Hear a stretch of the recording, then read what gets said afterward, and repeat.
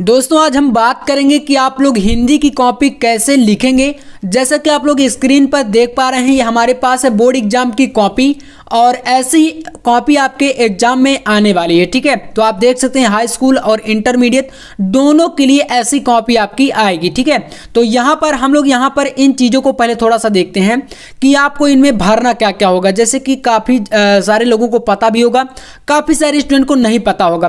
तो जैसे कि आपका यहाँ पर कह रहा है कि परीक्षार्थी स्वयं भरें, पूरी कॉपी आपको दिखाते हैं कैसे कॉपी आखिरकार आने वाली है।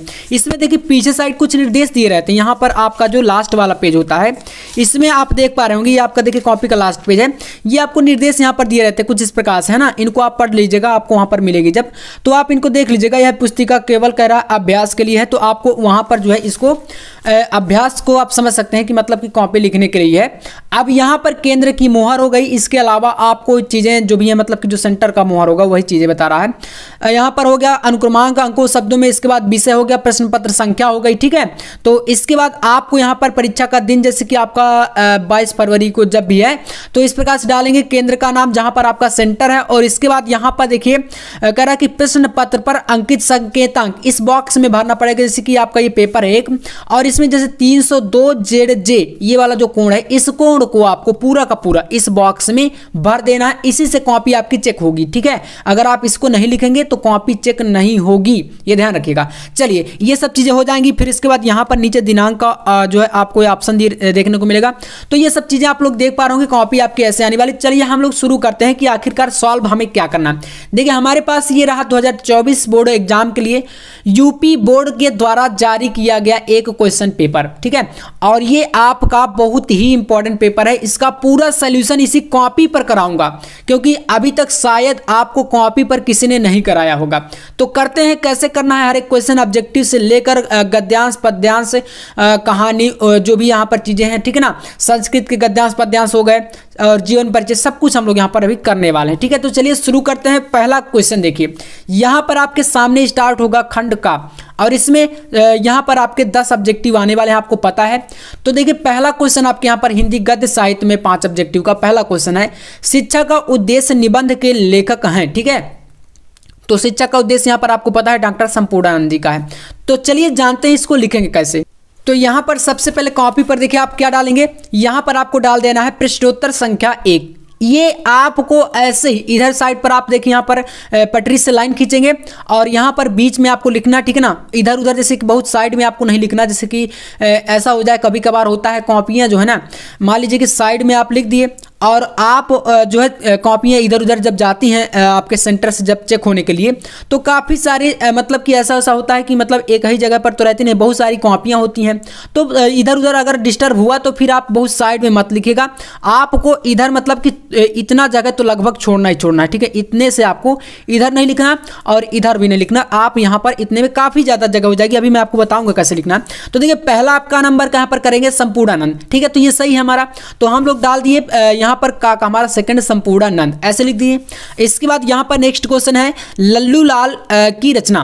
तो यहाँ पर आपको पता है प्रेम सागर होती है ना, तो इसका आप लोग खा का सेकंड, इसमें भी आप लिख देंगे खा का सेकंड। इसके बाद अगला क्वेश्चन गा नंबर पर्दा कहानी के लेखक। तो पर्दा कहानी के लेखक कौन है, तो यशपाल है। ठीक है, तो इसका आप लिख देंगे यशपाल, यानी कि ऑप्शन 4। तो यहाँ पर आपका ऑप्शन 4 सही हो जाएगा गा नंबर का। इसके बाद अगला क्वेश्चन देखिए बहुत इंपॉर्टेंट क्वेश्चन है, ये सारे के सारे बोर्ड के द्वारा जारी किए गए हैं। आवारा मसीहा के रचनाकार तो विष्णु प्रभाकर हैं, ठीक है ना, और ये जीवनी है, तो ये आपका यहाँ पर पहला विकल्प इसमें सही हो जाएगा। अगला है बाण भट्टी की आत्मकथा के लेखक तो हजारी प्रसाद द्विवेदी हैं। ठीक है, तो इस प्रकार से लिख देंगे विष्णु प्रभाकर, और अंगा में आपका चौथा सही है हजारी प्रसाद द्विवेदी। यही हैंड राइटिंग एकदम बहुत ही मतलब देखिए शुरू का पेज है, आप लोग ऐसा देख सकते हैं एकदम मैंने अपनी तरफ से बेस्ट हैंड राइटिंग के साथ अच्छे से लिखा है। अगर आप ऐसे लिखेंगे एक भी नंबर एग्जामिनर काट नहीं सकता, और शुरू में ही आपका पूरा इंप्रेशन कॉपी पर एकदम जम जाएगा, ये आपको याद रखना है। ठीक है ना, और काट पीट तो बिल्कुल नहीं करना। इसके बाद देखिए यहाँ पर आपका आता है प्रश्न संख्या 2। इसमें अब आपका पहला क्वेश्चन है कामायनी किस युग की रचना है। कामायनी आपको पता है जयशंकर प्रसाद जी की है, तो जयशंकर प्रसाद आपके छायावादी युग के है ना, तो यहाँ पर आपका सेकंड सही होगा, यानी कि का नंबर का दूसरा ऑप्शन छायावादी युग। तो इसलिए आप यहाँ पर डालेंगे प्रश्नोत्तर संख्या 2 ऐसे करके, का हमारा सेकंड छायावादी युग सही है, तो इसको कर देंगे हम लोग यहाँ पर बिल्कुल करेक्ट। ठीक है, इसके बाद आइए अगला क्वेश्चन, यहाँ पर ख नंबर क्वेश्चन है, निम्नलिखित कवियों में से कौन प्रगतिवादी युग का है? प्रगतिवादी युग का इनमें से तो अग्रदास जी हैं, ठीक है ना। यहाँ पर पहला कर देंगे आप लोग, तो ख का हमारा फर्स्ट सही है, तो इसमें लिख देंगे अग्रदास, ठीक है। इसके बाद देखिए ग नंबर क्वेश्चन, तार सप्तक का प्रकाशन वर्ष आपको पता है 1943 में लगाना, मैंने कई सारे ऑब्जेक्टिव आपको करा रखे हैं, तो बस गा का आप लोग कर दीजिए, सेकंड नंबर सही है। घ नंबर कह रहा है द्विवेदी युग की रचना नहीं है, द्विवेदी युग की रचना इनमें से, तो फिर से आपका यहाँ पर कामायनी, क्योंकि ये छायावादी युग की है, ठीक है, तो यहाँ पर आपका इसका चौथा हो जाएगा। तो इस प्रकार से आपको इनको जो है ग नंबर में थर्ड और घ नंबर में फोर्थ यानी कामायनी, और अंगा नंबर क्वेश्चन कह रहा है कि अस्त्र छाप के कवियों का संबंध है भक्ति काल की, तो कृष्ण भक्ति शाखा से है। यहाँ पर आपके सामने ऑप्शन दिए रहेंगे इस प्रकार से, तो यहाँ पर आपके सामने देखिए चौथा विकल्प कृष्ण भक्ति शाखा, तो बस इसको आपको सही कर देना है। एक पेज में ये 10 नंबर का क्वेश्चन आपको सॉल्व करना है पूरे ऑब्जेक्टिव, ठीक है ना, एक ही पेज में ऐसे। अब इसके बाद आप लोग देखिए इधर क्वेश्चन में आइए, यहाँ से गद्यांश और पद्यांश के क्वेश्चन स्टार्ट होते हैं। पहला क्वेश्चन यहाँ पर आपका देखिए गद्यांश का प्रश्न संख्या 3 के अंतर्गत कह रहा है कि दिए गए गद्यांश पर आधारित निम्नलिखित प्रश्नों पर उत्तर दीजिए। प्रश्नों का 10 नंबर का रहेगा, आपके सामने यहाँ पर 2 रहेंगे, ठीक है। तो जैसे कि मैं आपको यहाँ पर पहला सॉल्व करा रहा हूँ, 2 आपके यहाँ पर एक अथवा करके नीचे भी दिया गया है, शोक का फूल जो कि हजारी प्रसाद द्विवेदी जी का है। पहला वाला देखिए काफी इंपॉर्टेंट है, इसके बहुत ज्यादा चांसेस है बोर्ड एग्जाम में आने के, क्योंकि बोर्ड के द्वारा जारी किए गए मॉडल पेपर से बहुत सारे क्वेश्चन रिलेट करते हैं, ठीक है, ये ध्यान रखिएगा। और अगर ऐसे लिखेंगे तो हिंदी में भैया 95+ आपका बिल्कुल फिक्स है। जब आप पेपर दे के जो है आएंगे ना वापस, तो फिर आप लोग देखिए कमेंट करेंगे कि भैया बहुत अच्छा पेपर गया, और 100% आपका हिंदी का पेपर बहुत ही एकदम झकास तरीके से जाएगा। देखिए यहाँ पर है कि धरती माता की कोख में जो अमूल्य निधियां भरी हैं, जिनके कारण वह वसुंधरा कहलाती है, उससे कौन परिचित न होना चाहेगा। लाखों करोड़ों वर्षों से अनेक प्रकार की धातुओं को पृथ्वी को पीस पीस कर अगणित प्रकार की मिट्टियों से पृथ्वी की देह को सजाया गया है। तो इसको पढ़ सकते हैं। बाकी यहाँ पर अंडरलाइन देखिए कहाँ तक है, तो यहाँ से लेकर आपका होना चाहेगा, ये आपका रेखांकित है। इसमें पहला क्वेश्चन है उपर्युक्त गद्यांश का संदर्भ। संदर्भ कैसे लिखना है, तो हम पहचान गए कि ये आपका राष्ट्र का स्वरूप चैप्टर से है, ठीक है, तो फिर आपको कोई दिक्कत तो आने वाले नहीं है। वासुदेव सन अग्रवाल इसके रचयिता लेखक हैं, बस इस प्रकार से इसको लिखना। चलिए करते हैं। तो आपको देखिए डालना क्या है इसमें, पहले यहाँ पर डाल देना है प्रश्नोत्तर संख्या 3, ठीक है। और प्रश्नोत्तर संख्या 3 में आपके पहले हम लोग क्वेश्चनों को देखते हैं। पहले क्वेश्चन में ही कह रहा है संदर्भ लिखने को, ठीक है ना, ध्यान से समझिएगा। बहुत ही प्यारा सा तरीका आपको बता रहा हूँ, एकदम थोड़ा सा टाइम लग जाएगा, लेकिन हिंदी में ना आप लोग टॉप करेंगे, टॉप बिल्कुल, ये मेरी 100% गारंटी है। अभी तक कुछ आप पढ़े हो या ना पढ़े हो कोई दिक्कत नहीं, आप सिर्फ इस वीडियो को देखिए, और अगर इस तरीके से कॉपी लिख कर आएंगे तो आपको हिंदी में बिल्कुल 95+ कोई काट नहीं सकता। देखिए संदर्भ कैसे लिखेंगे, प्रस्तुत गद्यांश राष्ट्र का स्वरूप, ठीक है ना, जो आपका गद्यांश दिया गया है राष्ट्र का स्वरूप नामक शीर्षक से यानी कि इस पाठ से अवतरित या लिया गया। यहाँ पर आप अपनी भाषा यूज कर सकते हैं। इसके लेखक वासुदेव शरण अग्रवाल हैं, ठीक है, तो ये आपका 2 नंबर यहाँ से मिलेगा। 2 नंबर के क्वेश्चन रहेंगे। अगला क्वेश्चन देखिए, धरती वसुंधरा क्यों कहलाती है। तो वसुंधरा क्यों कहा जाता है, क्योंकि अगर आप इसमें देखेंगे ध्यान से तो इसमें कहा गया है कि यहाँ पर कह रहा है कि जिनके कारण वह वसुंधरा कहलाती है, मतलब कि धरती माता की कोख में बहुत ज़्यादा अमूल्य निधियाँ भरी हैं। जैसे कि लिखेंगे कि दूसरा नंबर डाल के, ठीक है ना, धरती माँ वसुंधरा इसलिए कहलाती है क्योंकि वह अपने गर्भ में अनेक प्रकार के रत्नों को धारण करती है। रत्नों का मतलब समझ रहे हैं, सोना चांदी, अनेक प्रकार के जो तत्व हैं सब कुछ पृथ्वी में पाया जाता है, इसीलिए कहते हैं धरती माँ वसुंधरा, ठीक है, वसुंधरा है। तो यहाँ पर इसका आंसर ये हो जाएगा। अगला क्वेश्चन, रेखांकित अंश की व्याख्या कीजिए। तीसरा क्वेश्चन 2 नंबर का, ये रेखांकित अंश आपका यहाँ से लेकर आपको होना चाहेगा, इतना तक करना है। तो देखिए आप लोग डालेंगे क्वेश्चन नंबर 3, आंसर नंबर इसका मतलब तीसरा, और यहाँ पर इस प्रकार से हेडिंग डाल देना है रेखांकित अंश की व्याख्या। ये बहुत इंपॉर्टेंट है आपके लिए, ठीक है। और लिखेंगे धरती माँ के गर्भ में असीम मात्रा में मूल्यवान खजाना भरा हुआ है, ठीक है, क्योंकि यहाँ पर इसका थोड़ा सा लैंग्वेज को आपको चेंज करके लिखना है। चेंज करने का मतलब समझ रहे हैं, जो जिस प्रकार से लिखा है वैसा का वैसा उतारना नहीं है, थोड़ा सा बदल के। जैसे धरती माता है ना यहाँ पर, तो इसको हमने क्या कर दिया, धरती माँ कर दिया, है ना, के गर्भ में असीम मनी की बहुत ज्यादा मात्रा में मूल्यवान खजाना भरा हुआ है, और यह पृथ्वी मूल्यवान वस्तुओं का विशाल कोष है और अपने ऊपर धारण करे है, ठीक है ना, बहुत प्रकार के मूल्यवान रत्नों को। और इस तथ्य के कारण ही इसे जो है वसुंधरा कहा गया है, ठीक है, वसुंधरा कहा जाता है या कहा गया है। और इससे कौन परिचित ना होना चाहेगा, क्योंकि इससे में लाइन में कहा गया कि उससे कौन परिचित नहीं होना चाहेगा। तो इसका देखिए इस प्रकार से पूरा व्याख्या हमने कर दी। ठीक है, अब इसके बाद अगला क्वेश्चन नेक्स्ट यहाँ पर कह रहा है कि पृथ्वी की देह को किसने सजाया है। तो अगर आप देखेंगे इसमें तो यहाँ पर आपको आंसर मिलेगा। देखिए कह रहा है कि यहाँ से देखिए लाखों करोड़ों वर्षों से अनेक प्रकार से, ठीक है, धातुओं को पृथ्वी को पीस पीस कर अगणित प्रकार की मिट्टियों से पृथ्वी की देह को सजाया गया है। तो चलिए इसका आंसर देखिए कैसे लिखना है। आपको देखिए इसमें डाल देना है चौथा और लिखेंगे दिन रात बहने वाली नदियों ने पहाड़ों को पीस पीस कर अगणित प्रकार की मिट्टियों से पृथ्वी की देह को सजाया है। बस इतना कर देना है। इसके बाद यहाँ पर क्वेश्चन कर रहा है कि भावी आर्थिक अभ्युदय हेतु हमें क्या करना चाहिए। भावी आर्थिक अभ्युदय हेतु हमें क्या करना चाहिए। तो यहाँ पर आंसर है कि हमारे भावी आर्थिक अभ्युदय के लिए इन सब की जांच पड़ताल आवश्यक है। तो देखिए कैसे लिखेंगे, भावी आर्थिक अभ्युदय हेतु जांच पड़ताल अत्यंत आवश्यक है। इतना आंसर कर देना। ये भैया 10 नंबर यहाँ से आपका फिक्स हो जाएगा। ठीक है, इसके अथवा में यहाँ पर ये दिया गया, इसको भी ऐसे सॉल्व कर सकते हैं आप अगर चाहते हैं। ठीक है, ये आपका हजारी प्रसाद द्विवेदी जी का है। बाकी इसके यहाँ पर 5 क्वेश्चन यहाँ पर भी हैं, तो इसको छोड़ देंगे। हम लोग आएंगे यहाँ पर चौथे नंबर पे। तो क्वेश्चन नंबर 4 में आप अगर देख पा रहे होंगे तो यहाँ पर आपका कह रहा है कि दिए गए गद्यांश पर आधारित निम्नलिखित प्रश्नों के उत्तर दीजिए।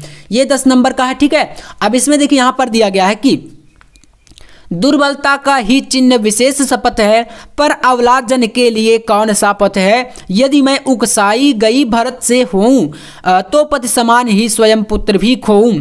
ठहरो मत रोको मुझे कहूँ सो सुन लो, पाओ यदि उसमें सार उसे सब चुन लो। और करके पहाड़, ठीक है, करके पहाड़ सा पाप मौन रह जाऊं, राई भर भी अनुताप ना करने पाऊं।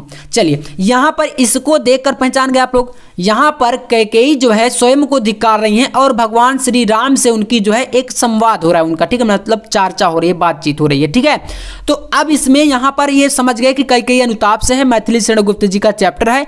अब संदर्भ हम लोग यहाँ पर बना सकते हैं। जैसे पहला क्वेश्चन, इसको कैसे लिखना है संदर्भ देखिए, बहुत ही यूनिक तरीका आपको बता रहा हूं। प्रश्नोत्तर संख्या 4। अब देखिए पहला आपका संदर्भ लिखेंगे, प्रस्तुत पद्यांश मैथिली शरण गुप्त द्वारा रचित महाकाव्य साकेत के 8वें सर्ग से हमारी पाठ्य पुस्तक में संकलित कैकेयी का अनुताप शीर्षक से उद्धृत है।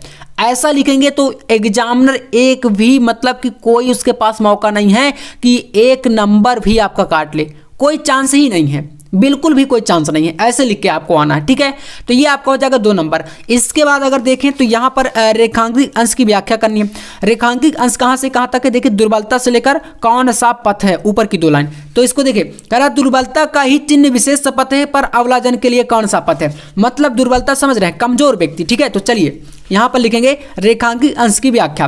तो लिखेंगे राम और भरत के परिसंवाद को सुनकर, जब देखिए भगवान राम और भरत का जो है चर्चा हो रही थी, है ना, तो उसमें देखिए मतलब भरत जी जब मिलने गए थे वन में, तो उसमें कैकेयी ने अपनी भूल को स्वीकार करते हुए क्या स्पष्ट किया था, करते हुए कहती हैं कि यदि किसी कमजोर व्यक्ति के लिए, ठीक है, कसम खाना ही प्रमाण है। मतलब कि आज के टाइम पे होता है ना कि काफ़ी सारे लोग अगर कोई गलती कर देते हैं तो फिर उनसे कहा जाता है कि बोलो कि क्या तुमने कसम से ऐसी चीज़ नहीं करी। मतलब या तो वो अपने से कसम खाने लगते हैं कि मैंने ऐसा नहीं किया, आप लोग देखते होंगे। तो मतलब यहाँ पर यही चीज़ बताई गई है कि अगर किसी व्यक्ति के लिए कसम खाना ही प्रमाण है तो मुझ अवला के पास कसम खाकर प्रमाणित करने के अलावा कोई उपाय नहीं है। ठीक है, कि मतलब भारत ने ऐसा कुछ भी नहीं कहा है कि तुम राम को वनवास भेजो या कुछ ऐसा करो, सिर्फ मेरे अंदर से ये सब चीज़ें हुई हैं। ठीक है ना, मेरे द्वारा हुई हैं, तो वो सिर्फ यही स्पष्ट करना चाहती हैं। ठीक है, और वही चीज़ यहाँ पर कहा गया है कि दुर्बलता का ही चिन्ह विशेष शपथ है। मतलब कि अगर दुर्बलता मतलब किसी कमजोर व्यक्ति के लिए विशेष शपथ, मतलब कसम खाना ही अगर सबसे बड़ा प्रमाण है, पर अवलाजन के लिए कौन सा पथ है, तो मेरे लिए इस अवला के लिए कसम खाने के अलावा कोई दूसरा रास्ता नहीं है। ये इसका आपका हो जाएगा व्याख्या। ठीक है, उम्मीद करूंगा समझ गए होंगे। अब चलिए इसको देखिए अपनी लैंग्वेज में थोड़ा सा बहुत ही अच्छे तरीके से जो है वहां पर लिखना है। नेक्स्ट क्वेश्चन यहाँ पर क्वेश्चन नंबर 4 कह रहा है कि करके पहाड़ सा पाप मौन रह जाऊं, राई भर भी अनुताप ना करने पाऊं। देख सकते हैं यहाँ पर पूछ रहा है कि पंक्तियों में कौन सा अलंकार है, बताइए। अब यहाँ पर आपकी 2 लाइनें बताई गई हैं, करके पहाड़ सा पाप मौन रह जाऊं, राई भर भी अनुताप ना करने पाऊं। इसका मतलब क्या है, कह रहा करके पहाड़ सा पाप, मतलब भैया जो पाप है उसको पहाड़ से तुलना किया जा रहा है। पहाड़ समझ सकते हैं ना कितना मतलब विशाल होता है। तो यहाँ पर क्या हुआ है, एक उपमा दी गई है किसके बारे में, पहाड़ को मन से सॉरी पाप से, है ना, पाप मौन रह जाऊं मतलब कि पहाड़ जैसा पाप करके मैं शांत रह जाऊं। तो इसमें उपमा दी गई है, कह सकते हैं क्या होगा, उपमा अलंकार होगा। समझ गए ना। चलिए कर लीजिएगा आप लोग, यहाँ पर इसको हम लोग लिखते हैं उपमा अलंकार इसमें।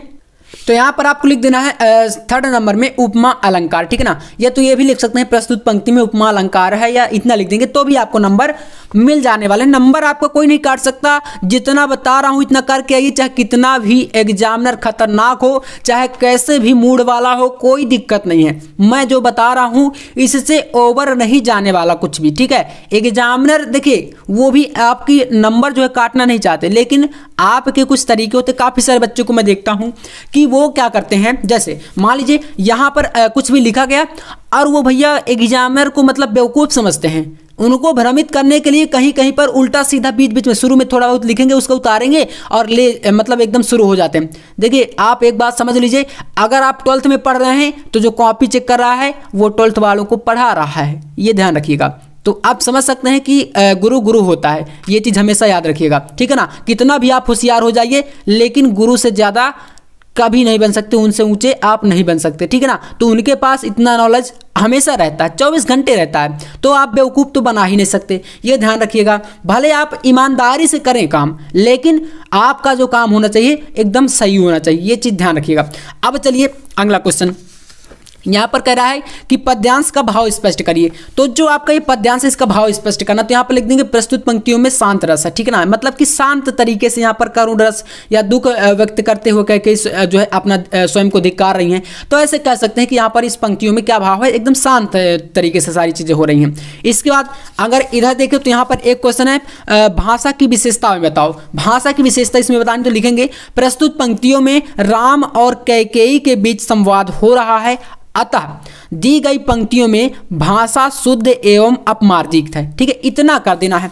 चलिए ये चीज हो गई। अब यहाँ पर ये अथवा में एक दिया गया लज्जाशील पथिक महिला, मैंने आपको यार अभी जस्ट मॉर्निंग में कराया है इसको, अब आप देख सकते हैं सारे के सारे इंपॉर्टेंट क्वेश्चन मैं आपको करा रहा हूं। आप लोग जब एग्जाम देख कर लौटेंगे तो ये तो कभी नहीं कह सकते कि भैया आपका पढ़ाया आया नहीं है। इसकी मैं पूरी 200% गारंटी लेता हूं कि आप नहीं कहेंगे, क्योंकि ऐसा कोई टॉपिक नहीं जो एग्जाम में आए और मैंने पढ़ाया ना हो। चलिए इसको कर लेना है आपको। देखिए कहाँ से है तो आप याद कर लीजिए, पवन दूती का जो चैप्टर है मैथिली अयोध्या सिंह उपाध्याय जी का, वहाँ से लिया गया है। यहाँ पर जो है राधिका जी पवन को ये सब चीज़ें बता रही हैं, समझा रही हैं, जब कृष्ण जी को संदेशा भिजवाती हैं, तो कर लीजिएगा, ठीक है। अब चलिए दूसरा यहाँ पर क्वेश्चन आपके सामने आता है जीवन परिचय।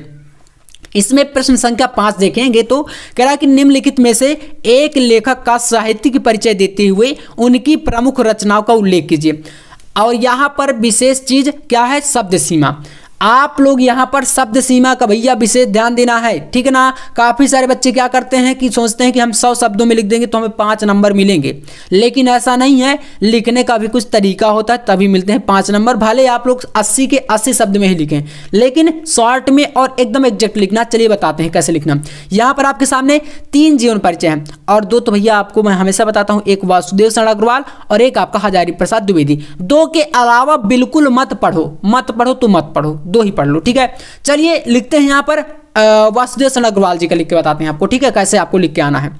तो यहाँ पर आपको डालना है प्रश्नोत्तर संख्या 5, ठीक है ना। 5वें नंबर में ही तो ही क्वेश्चन है और 5वें नंबर में आपको यहाँ पर का नंबर के कर रहे हैं वासुदेव शरण अग्रवाल जी का, तो इस प्रकार से लिख देंगे। और फिर यहाँ पर हेडिंग डालेंगे जीवन परिचय। क्या लिखना देखिए, जीवन परिचय के साथ साथ साहित्यिक परिचय भी देना होता है। तो लिखेंगे कि डॉक्टर वासुदेव शरण अग्रवाल का जन्म सन 1940 ईस्वी मेरठ के जिले के खेड़ा नामक ग्राम में हुआ था, ठीक है। और इनके पिता लखनऊ में रहते थे। कहाँ पर रहते थे? लखनऊ में रहते थे। तो भाई पिता लखनऊ में रहते थे तो फिर ये भी मतलब पिता माता के साथ जो है लखनऊ में रहते थे, ठीक है। तो चलिए इसके बाद क्या लिखना देखिए, इसके बाद देखिए यहाँ पर अब लिखेंगे कि इसलिए इनका बचपन लखनऊ में ही व्यतीत हुआ, मतलब माता पिता के साथ रहते थे। लखनऊ विश्वविद्यालय से इन्होंने एमए की परीक्षा जो है उत्तीर्ण की और यहीं से इन्होंने पीएचडी की व डीलेट की उपाधि प्राप्त की, ठीक है। और ये बनारस हिंदू विश्वविद्यालय की पुरातत्व एवं प्राचीन इतिहास विभाग के अध्यक्ष एवं आचार्य रहे। हिंदी जगत के जाने माने लेखक डॉक्टर वासुदेव शरण अग्रवाल की मृत्यु सन 1967 ईस्वी को हो गई। देखिए कितना शार्ट में 80 शब्द में आपको मैं पूरा लिख के बताऊंगा, 5 नंबर मिलने का पूरा तरीका आपको बता रहा हूं। इतना लिखना है सिर्फ जीवन परिचय। इसके बाद यहां पर साहित्यिक परिचय, देखिए साहित्यिक परिचय बहुत इंपॉर्टेंट है, अगर 12th में हैं आप तो इतना तो लिखना पड़ेगा, ठीक है। तो हेडिंग डालेंगे साहित्यिक परिचय। अब इसमें देखिए क्या लिखना है, लिखेंगे डॉक्टर वासुदेव शरण अग्रवाल ने अपना जीवन साहित्य के क्षेत्र में व्यतीत किया। इनके हृदय में साहित्य के प्रति अनमोल विचार थे। इन्होंने मुख्य रूप से पुरातत्व को अपना विषय बनाया और अपनी रचनाओं में संस्कृति और प्राचीन इतिहास का रूप प्रस्तुत किया। इतना लिख देना है, ठीक है। और रचनाओं की बात करें तो यहाँ पर देखिए रचना में निबंध संग्रह इनका पृथ्वी पुत्र, माता भूमि, कल्प वृक्ष, भारत की एकता आदि। और शोध में बात करें तो पाड़ीकालीन भारत। इतना आपको लिखना है, एक पेज में आप गिन लीजिए। इनके शब्दों को आप देख पा रहे होंगे 80 से थोड़ा बहुत ज्यादा ही होंगे, इससे कम तो नहीं हो सकता। इतना लिखेंगे, ठीक है। तो ये हो जाएगा आपका लेखक जीवन परिचय, 5 नंबर ये क्लियर। ख नंबर में आपका आता है यहाँ पर कवि जीवन परिचय। देख सकते हैं कौन से आपके सामने आए हैं, मैथिली शरण गुप्त, सुमित्रा नंदन पंत और रामधारी सिंह दिनकर।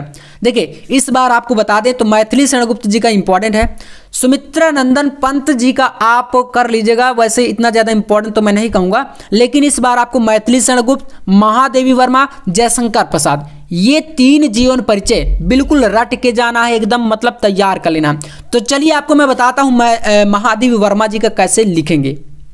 तो यहाँ पर आप डाल देंगे, देखिए प्रश्नोत्तर संख्या 5 और ख नंबर में आप डाल सकते हैं, जैसे महादेवी वर्मा जी का मैं बता रहा हूँ क्योंकि काफ़ी इंपॉर्टेंट है। तो यहाँ पर लिखेंगे जीवन परिचय। इसके बाद आपको लिखना है कि महादेवी वर्मा का जन्म सन 1907 ईस्वी को फर्रुखाबाद उत्तर प्रदेश में हुआ था। तो कहाँ हुआ था, तो 1907 ईस्वी में और फर्रुखाबाद उत्तर प्रदेश में हुआ था, ठीक है। इनके पिता का नाम श्री गोविंद प्रसाद वर्मा और माता का नाम क्या था, हेम रानी देवी था, ठीक है। और इनकी माता परम विदुषी यानी कि धार्मिक महिला भी थी और इनकी प्रारंभिक शिक्षा जो है वो इंदौर में हुई, ठीक है। और शिक्षा जो उच्च शिक्षा वो प्रयागराज में हुई या प्रयाग में हुई।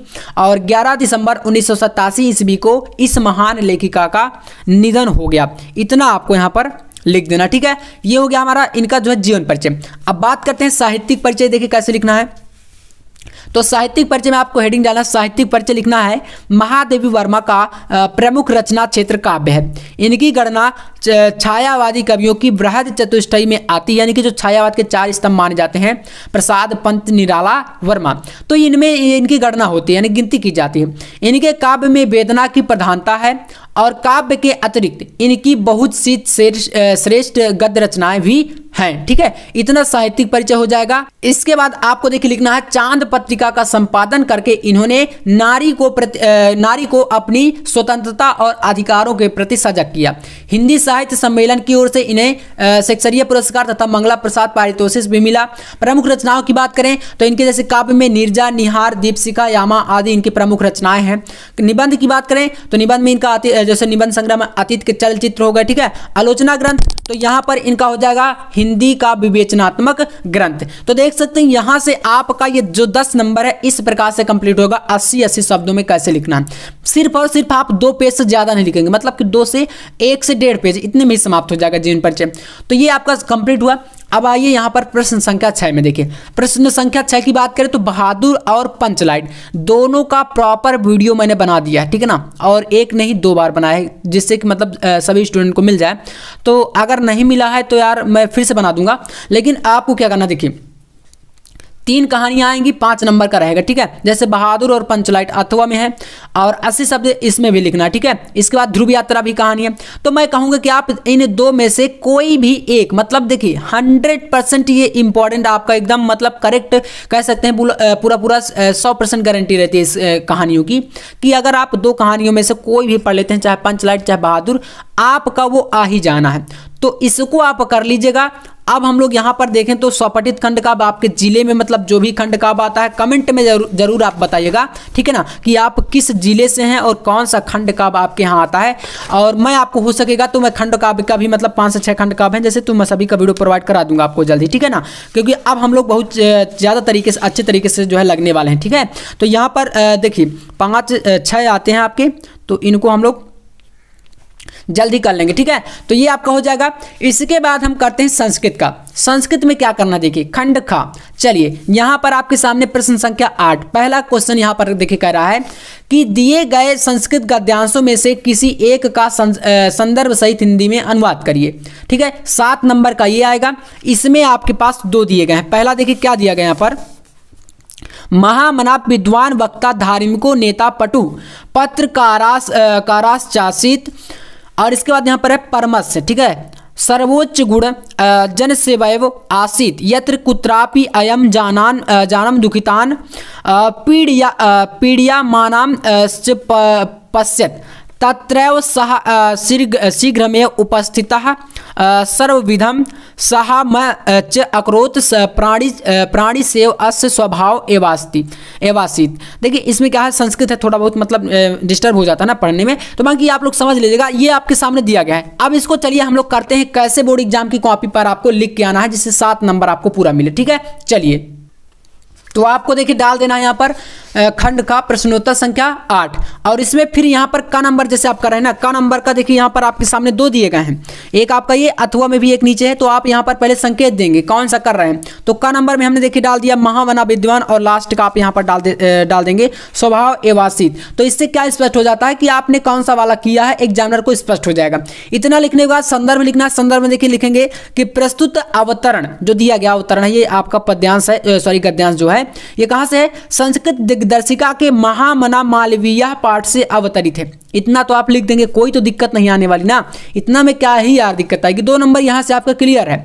अब आइए हिंदी अनुवाद समझते हैं। देखिए हिंदी अनुवाद क्या कह रहा है, देखिए इसमें कहा गया है कि महामना विद्वान वक्ता, जो महामना मालवीय थे वो विद्वान वक्ता धार्मिक नेता पटु पत्रकारासित, मतलब कि महामना मालवीय क्या थे, वो विद्वान वक्ता थे, ठीक है ना, और धर्मात्मा नेता थे, और चतुर, यानी कि कह रहा है यहाँ पर ना कि पटु मतलब होता है चतुर संस्कृत में, ठीक है ना, चतुर पत्रकार भी थे, ठीक है ना। इस प्रकार से इनका आपको हिंदी में अनुवाद करना है। अगली लाइन करा है परमस्य सर्वोच्च गुण जन सेवैव आसीत, मतलब इसका यह हुआ कि किंतु इनका सर्वोच्च गुण लोक सेवा ही था, मतलब कि लोगों की सेवा में ही अपना सारा का सारा टाइम व्यतीत करते थे। तो इनका प्रमुख गुण क्या था, सेवा करना, है ना। अब आइए इसके बाद देखिए यहाँ पर करा यत्र कुत्रापि आयम जानाम दुखितान, मतलब कि ये जहाँ कहीं भी ये लोगों को दुखी देखते थे या पीड़ित लोगों को देखते थे, वहाँ शीघ्र से उपस्थित होकर उनकी जो है सभी प्रकार की सहायता करते थे। यहाँ पर यही चीज़ बताएगा कि यत्र कुत्रापि अयम जानाम दुखितान पीड़याम नाम नाश्च पश्चात, मतलब कि यहाँ पर पश्चात का मतलब देखना, ये थोड़ा सा जोड़ के लिखा गया है। तो मतलब पीड़ित लोगों को जहाँ पर भी ये देखते थे दुखित लोगों को, वहीं पर ये तुरंत उपस्थित हो जाते, तत्र वहाँ उपस्थित हो जाते थे। और फिर है सह शीघ्रमेव उपस्थित, वहां तुरंत उपस्थित हो जाते थे। सर्वविधम मतलब कि हर प्रकार से, सहाम्य अचित अक्रोत मतलब कि उनकी सहायता तुरंत करते, जिस प्रकार से हो सकता था उस प्रकार से वो सहायता उनकी करते थे। इसके बाद देखिए यहाँ पर है प्राणी सेव अस स्वभाव एवास्ति, मतलब इसका ये हुआ कि सभी प्रकार से उनकी सहायता करते थे, प्राणियों की सेवा इनका सबसे बड़ा धर्म या सबसे बड़ा स्वभाव था, ठीक है ना। ऐसे करके लिखना है पूरा भैया, आपको 7 नंबर ऐसे चेक करेंगे और कहेंगे ले जाओ, ठीक है ना। चलिए तो आप लोग ऐसे कर लीजिएगा। आप देखिए यहां से आपका आता है खा नंबर के एक कर लेंगे तो एक तो छोड़ देना पड़ेगा ना, इसको आप देख लीजिएगा अगर आप करना चाहें।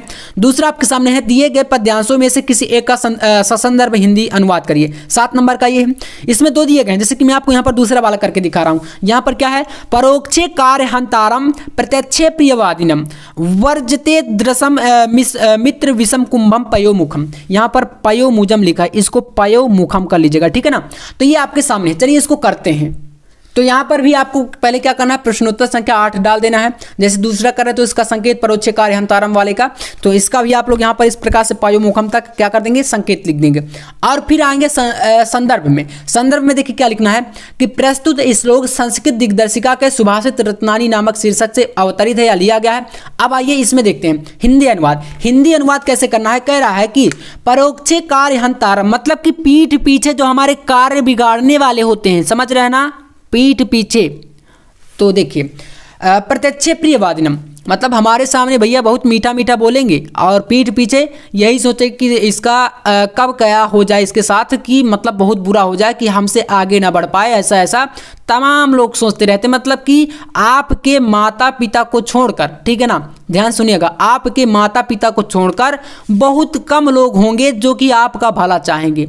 ऐसा अक्सर होता है, मतलब कि लोग भले आपके सामने मीठा बोलेंगे, लेकिन आज के टाइम पर यही एकदम रूल है कि आप जब भी अगर कोई सक्सेस के रास्ते पर जाएगा तो उसका जो एक प्रकार से भला कोई नहीं चाहेगा। दूसरे लोग हमेशा आपका काम बिगाड़ने में लग जाएंगे। आप चाहे मतलब किसी से भी जो है आजमा के देख लीजिएगा। तो इसी तरीके से यहाँ पर बताया गया है कि प्रत्यक्ष प्रियवादिनम, मतलब कि आपके सामने मीठा बोलेंगे और पीठ पीछे आपके कामों को बिगाड़ने का हमेशा प्रयास करेंगे। वर्जते तादृशम मित्रम विषकुंभम पयोमुखम, ऐसे जो मित्र होते हैं, यहाँ पर लिखना है कि जो पीठ पीछे हमारा काम बिगाड़ने वाला हो और सामने मीठा बोलने वाला हो, ऐसे मित्र को उसी प्रकार से छोड़ देना चाहिए। वर्जते मतलब हमें त्याग देना चाहिए, ठीक है ना, ऐसे छोड़ देना चाहिए जैसे विष से भरे घड़े को जिसके ऊपरी भाग पर क्या है, दूध लगा हो। पयोमुखम मतलब कि ऊपरी भाग पर अगर दूध भी लगा हो और अंदर उसमें अगर विष हो, यानी कि जहर के समान हो, तो वो ऐसे ही हमें उसको भी त्याग देना चाहिए, भले हमारे सामने कोई मीठा बोले या कुछ भी, ठीक है ना। तो ऐसे मित्र रूपी शत्रु को अपनाना हमारे लिए विनाश का कारण बनता है। तो ये देखिए आपका संस्कृत जो है यहाँ से कंप्लीट हो जाता है। अब आइए यहाँ से देखिए मुहावरे। जैसे कह रहा है 2 नंबर का क्वेश्चन है कि तलवार की धार पर चलना, मतलब कि कठिन रास्ते पर चलना कह सकते हैं, ठीक है ना। और वाक्य प्रयोग आप कर ही सकते हैं, है ना, कि आप जैसे किसी कंपटीशन की तैयारी कर रहे हैं, एग्जाम की तैयारी कर रहे हैं, आप अभी ले लीजिए, तो आप तलवार की धार पर ही चल रहे हैं, तो इसको थोड़ा सा अपनी भाषा में कन्वर्ट करके आप लिख देंगे। टका सा जवाब देना, ठीक है ना, दाल में काला होना, ठीक है, इस प्रकार के ये आपके मुहावरे हैं। तो 3 हो गए, यहाँ पर 4 आएंगे। नमक मिर्च लगाना, जले पर नमक छिड़कना, ऐसे तमाम मुहावरे आते हैं। अब जो नया एक पैटर्न आपका इस बार चेंज होगा वो आपका प्रश्न संख्या 10 में होगा। क्या है इसमें देखिए, प्रश्न संख्या 10 में आपको एक अपठित गद्यांश यहाँ पर देखने को मिलेगा। पहले क्या होता था, आपको मिलता था संधि विच्छेद, इस प्रकार के विभक्ति वचन वाले क्वेश्चन, लेकिन उनको हटा के अब ये चीजें सम्मिलित कर दी गई, जैसे कि आपका एक ये है और एक अथवा में दूसरा ये है। इसमें कह रहा कि यह कहना एक भूल है कि इच्छा, असंतोष, लोभ आदि के कारण मनुष्य आगे बढ़ने को प्रेरित होता है, ठीक है, तथा समृद्धि प्राप्त करता है। तो इसको पूरा भैया पढ़ना है। नेक्स्ट क्वेश्चन यहाँ पर 3 दिए रहेंगे, जिसमें 1, 1, 2 यानी कि 5 नंबर का है टोटल। तो कह रहा है लेखक के अनुसार इच्छा, लोभ आदि का क्या परिणाम है। तो इच्छा, लोभ का क्या परिणाम होता है, शुरुआत की लाइन पर अगर आप देखेंगे अच्छे से तो यहाँ पर आंसर मिल जाएगा कि यह कहना एक भूल है कि इच्छा, असंतोष, लोभ आदि के कारण मनुष्य आगे बढ़ने को प्रेरित होता है, ठीक है। तो इच्छा, असंतोष, लोभ आदि का परिणाम यही है कि मनुष्य आगे बढ़ने को प्रेरित नहीं होता, मतलब जस्ट उल्टा इसका समझ सकते हैं ना। यहाँ पर ध्यान से पढ़िए तो इसको देख पा रहे होंगे। दोनों को आपको क्या करना है, सॉल्व करना है, बहुत इंपॉर्टेंट है, ठीक है ना। इनसे हो सकता है उठा के रख दे, क्योंकि इस बार का नया पैटर्न चेंज हुआ है, तो हो सकता है रख दे। इसी के नीचे भी एक अथवा में दिया गया है, तो इसको भी देख लीजिएगा, ठीक है। और दोनों को सॉल्व करना है अच्छी तरीके से। अपठित आएगा, अपठित में कोई ट्रिक नहीं लगती यहाँ पर, आप जो है अपने समझ के, हिंदी का कौन सा यार इंग्लिश का अनसीन पैसेज है, हिंदी का पैसेज आप तो कर ही लेंगे ना, बहुत आसान होता है, इसको कर लीजिएगा। अब आइए इनको देखते हैं। यहाँ पर प्रश्न संख्या 11 में अगर देखें तो कह रहा है कि निम्नलिखित शब्द युग्मों का सही अर्थ चयन करके लिखिए। जैसे कि वसन और व्यसन, वसन का मतलब होता है वस्त्र और व्यसन मतलब आदत, तो C नंबर आपका सही हो जाएगा, वस्त्र और आदत। इसके बाद है अंबुज और अम्बुद, तो अंबुज का मतलब होता है कमल और अम्बुद का मतलब होता है बादल। तो इसका देखिए यहाँ पर आपका राइट आंसर हो जाएगा। यहाँ पर नेक्स्ट पेज में इसमें आपका ये हो गया कि इसका हो जाएगा कमल और बादल, ठीक है, ये सही होगा। अगला यहाँ पर है निम्नलिखित शब्दों में से किसी 2 के अर्थ लिखिए, है ना, एक शब्द के 2 अर्थ लिखना। 2 हैं आपके पास, 4 हैं यहाँ पर, 4 में से आपको कोई एक उठा के उसके 2 लिख देना। जैसे कि अंबर है, अंबर का मतलब होता है आकाश, ठीक है। अंबर का मतलब क्या होता है, आकाश, और अंबर का मतलब होता है वस्त्र, ठीक है ना। विधि की बात करें जैसे कि व्रंभा होता है विधि का मतलब, और एक विधि का मतलब होता है नियम, कायदे, कानून या कुछ भी समझ लीजिए, ठीक है। ये हो गया। और इसी प्रकार से यहाँ पर पठ है ना के, तो आपको कोई एक ही उठा के उसके 2 लिखने हैं, तो यहाँ पर 2 नंबर इसका मिलेगा। अगला देखिए ग नंबर है, निम्नलिखित वाक्यांशों के लिए एक शब्द में चयन, एक शब्द में उत्तर, जैसे कि जो आंखों के सामने हो उसको क्या बोलेंगे, प्रत्यक्ष बोलते हैं, क्या बोलेंगे, प्रत्यक्ष, है ना, ये हो जाएगा। इसके बाद जानने की इच्छा रखने वाले को जिज्ञासु बोलते हैं, आपको पता है, ये आपको 1 नंबर की इस प्रकार से सॉल्व कर देने हैं। अगला क्वेश्चन यहाँ पर है कि निम्नलिखित में से किन्हीं 2 वाक्यों को शुद्ध करके 2 वाक्य सही करने, जैसे कि तुम तो कुर्सी पर बैठे हैं, तो क्या करेंगे, तुम कुर्सी पर बैठे हो, ठीक है ना, तुम तो कुर्सी पर बैठे हैं, तो इसमें है नहीं होगा, बैठे हो, क्योंकि एक व्यक्ति को बोल रहे हैं हम। और इसके बाद इस सरोवर में अनेकों कमल खिले हैं, तो अनेकों को मतलब क्या कर सकते हैं, बहुत सारे कर सकते हैं, है ना, अनेकों को मतलब बहुत सारे कमल खिले हैं। और जैसे कि बात करें सम्मेलन में कवयित्री ने भाग लिया, सम्मेलन में कवयित्री ने भाग लिया, ठीक है ना, भाग लिया। और इसके बाद जैसे कृपया अनुमोदन करने की कृपा करें, ठीक है। तो इस प्रकार के कोई मतलब आपको 2 वाक्यों को शुद्ध कर देना, जिससे कि आपको मिलेंगे कितने, 2 नंबर। इजी आ जाते हैं, इसमें कुछ इतना मतलब खास तरीके का वो नहीं है कि आप इसे ना कर पाएँ। और फिर तो देख सकते हैं यहाँ पर वीरस हास्यरस दोनों को पढ़ा चुका हूँ आपको। श्लेष और उत्प्रेक्षा, तो यहाँ पर श्लेष उतना इंपॉर्टेंट नहीं है, उत्प्रेक्षा और उपमा रूपक ये सभी में पढ़ा दिया हूँ आपको, ये इंपॉर्टेंट है। एक वीडियो जस्ट आपको मिल जाएगी इन तीनों पर, ठीक है ना, रस छंद अलंकार पर। दोहा सोरठा तो आपको मैं पढ़ा ही चुका हूँ, तो ये आपके लिए 6 नंबर यहाँ से फिक्स है। आवेदन पत्र की हम बात करें तो यहाँ पर बैंक में खाता खोलने के लिए, बैंक से लोन लेने के लिए, ये तो आपका फिक्स है, आने ही वाला है। और जस्ट मैंने 3 आपको आवेदन पत्र भी बता दिए हैं, तो ये बहुत इंपॉर्टेंट है, ठीक है। और एक सफाई से रिलेटेड यहाँ पर आपके सामने दिया गया। बात करें निबंध की, निबंध लेखन में देख सकते हैं देश में बेरोजगारी की समस्या, आतंकवाद, दोनों को आपको बता चुका हूँ। वृक्षारोपण का मैंने नहीं बताया, आपको स्पष्ट बता रहा हूँ। पर्यावरण का मैंने इसके जगह पर बता दिया है, तो इसको आप कर लीजिएगा पर्यावरण। और यहाँ पर है विद्यार्थी और राजनीति, देश की समृद्धि और विकास में समाचार पत्रों की भूमिका। इतने आपको टॉपिक दिए जाएंगे बोर्ड एग्जाम में, जो कि आपको पूरा का पूरा वहां पर छाप के आना है, ठीक है ना। 95+ तो आपको लाना है हिंदी में। तो अगर आप ऐसे करके पूरा पेपर सॉल्व करेंगे तो आप लोग 100% बोर्ड एग्जाम में हिंदी में एकदम बहुत ही धमाल मचाने वाले हैं। तो वीडियो पसंद आए तो लाइक कर दीजिएगा। बाकी आपको और भी जो बचे हुए टॉपिक हैं उनको जल्द ही हम लोग कवर करेंगे बहुत अच्छे तरीके से। क्या करना है आपको, चैनल को सब्सक्राइब जरूर कर लेना है। बाकी चलिए मिलते हैं नेक्स्ट वीडियो में, तब तक के लिए जय हिंद, वंदे मातरम।